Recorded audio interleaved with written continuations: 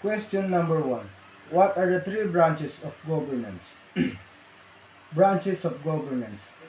To ensure separation of powers, the U.S. federal government is made up for three branches: legislative, executive, and judicial. To ensure the government is effective and citizens' right to are protected, each branch has its own powers and responsibilities, including working with the other branches.